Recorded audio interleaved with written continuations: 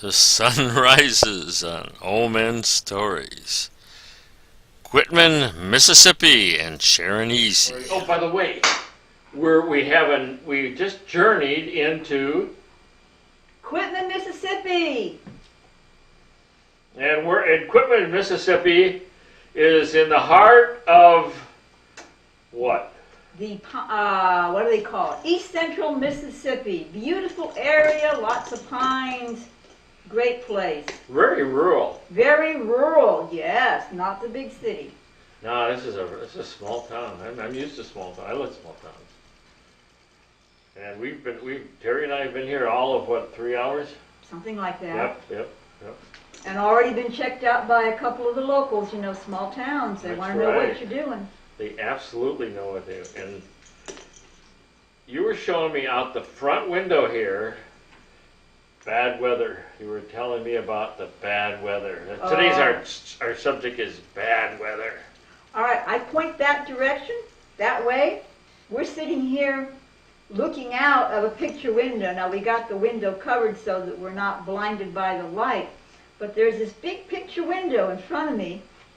And if you go back to 2005, I believe it was, in late July, there was a hurricane that came through here that no one will ever forget that was alive then, because it was Hurricane Katrina, terrible Katrina. And even though most people think about all the damage that Katrina did on the coast, and of course the damage was terrible, there's no denying that. Even as far inland as we are, which is a little over 100 miles, we had something unheard of on weather forecasts. We had what was called an inland hurricane warning. In other words, we were warned we would be getting hurricane force winds for a certain period of time. We wouldn't get storm surge, but we would be getting the winds, and we were warned to buckle down. It was going to be rough. Well, it was. And fortunately, the way we were situated, when the worst winds of the hurricane came, which are the southeast winds, we had behind the house here, a good distance away, we had a real tall group of strong trees that took the brunt of the wind, so our house here was was damage free. But just a short distance away, roofs were blown off of businesses. The main street of Quitman was a mess with tin roofs in the middle of the street, debris all over the place. And the thing I remember that I'll never forget because it was so startling, my husband and I were sitting on the couch, which would be to our right, looking out that picture window, which would be straight ahead. And we were watching the wind blow and feeling pretty safe because of the trees behind us. Well, here we are watching, and we watched one tree after another go down in the distance. The wind came from one direction, the rain came, softened up the roots in the trees, and when the wind direction changed to southeast, boom, down they went. Well, here we were watching, and there was this huge tree right across the street from us.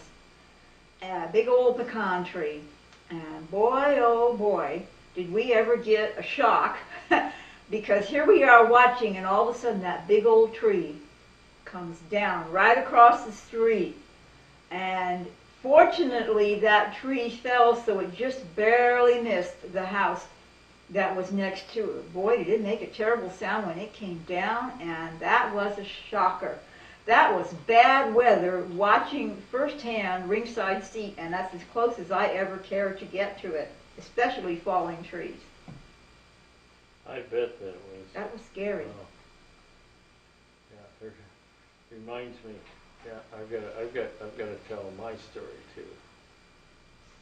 So, this is Rowan Willett's All Men Stories with Sharon Iezzi. Thank you. But don't go away, because you're going to share. I'm going to have you hear while I tell my story. Okay? And my story is about avoidance of bad weather. Great idea. Yes, but it was exciting. We were heading, you saw our new RV, right? Yeah? And, well, it was sort of brand new at the time. And we were heading south from Minnesota. And we were heading into Iowa. And at the time they forecast tornado. Uh-oh. And at that time we had a DirecTV unit on top of the RV that would automatically pick up the satellites. It would just pick it up and we could watch TV as we drove.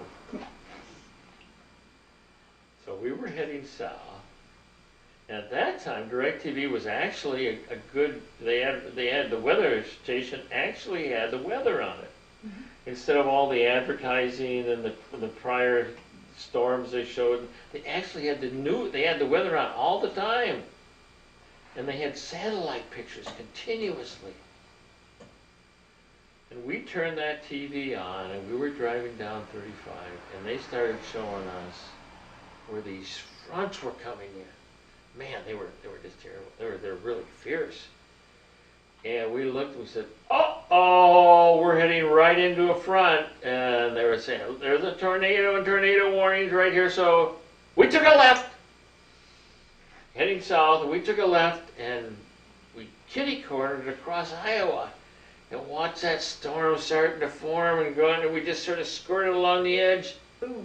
And then we got down, it was, what highway was it? 480? 80? I think it was 80. And then it started to blow, it started to come east. The weather, this hole, and the tornado, they showed us the tornado things in it, and this sort of started heading towards us, so we stayed, and we could see it in in a rearview mirror, we could see it on the satellite up on the TV set. And I said, I'm getting tired, but I'm not stopping. There were rest stops. I said, I gotta go bathroom, but I'm not stopping. And we got up to about 70, and we just kept it at 70 all the way across Iowa. We said, well, we're all the way across Iowa. It should slow down when we get here in Illinois. And that storm didn't. And so I speeded up a little bit. I was going about 75, and I got a little ahead, and I said, oh, there's a road going south now. I wonder if I can get to the south part of it. And we looked up, and they showed these tornadoes, and I think they were little previous shows on the tornadoes, but they showed the clouds and everything on the TV set, and we said, man, and it was up above. It started to do a little rain, and so we headed south, and we had a little diagonal there, and oh man, for about an hour we stayed ahead of it, and all of a sudden we looked up, and we were south of it. Man, and it was magic because we would have, if we hadn't had that DirecTV and that satellite image, we drove right into those tornadoes. So that was my story. That's an old man's story that's scary enough to take all the hair off your head. It is, isn't it? Yeah, that is a scary one. And that was my bad weather story. I've got other bad weather stories, but I'll save those for our radio. We're going to have the radio show right here at our Mississippi headquarters for our show. Okay? Today, Old Man Stories is headquartered in Quitman, Mississippi, so we hope you enjoy it. Yes, and we're going to have a lot of fun, and this is interesting. We got high-tech stuff all over the place. So, we'll talk to you later. Roland Willits, Sharon Iezzi. Old Man Stories. Old Man Stories. Just one more day in nice weather.